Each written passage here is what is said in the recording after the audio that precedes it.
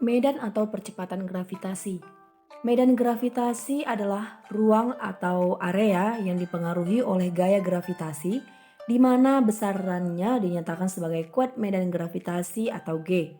Maka rumusnya adalah G kecil sama dengan G besar dikali massa per R pangkat 2, di mana R merupakan jarak antara benda dengan pusat bumi. Hukum 1 Kepler. Pada hukum pertama Kepler menyatakan bahwa semua planet bergerak pada lintasan elips yang mengitari matahari, di mana matahari terletak pada salah satu titik pusatnya.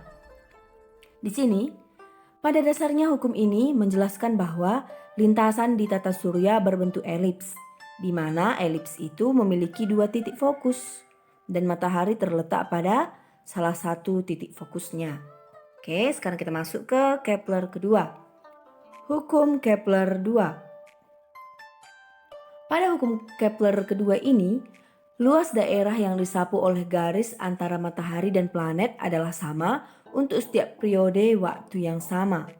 Di sini maksudnya, karena lintasannya berbentuk elips, suatu planet tidak memiliki jarak pasti. Yang ada adalah titik terjauh atau titik aphelion. Titik terdekat titik perihelion. Dan rata-rata jarak ke matahari di mana kecepatan orbit akan melambat pada saat berada aphelion dan akan lebih cepat pada perihelion. Sehingga secara sederhana dapat dikatakan kecepatan orbit maksimum suatu planet pada saat berada di aphelion dan kecepatan orbit minimum suatu planet pada saat berada di perihelion. Oke, sekarang kita masuk ke Kepler ketiga.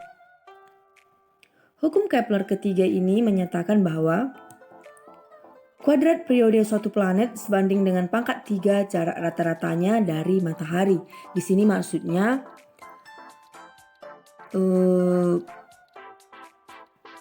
hukum ini menjelaskan mengenai revolusi planet mengelilingi matahari.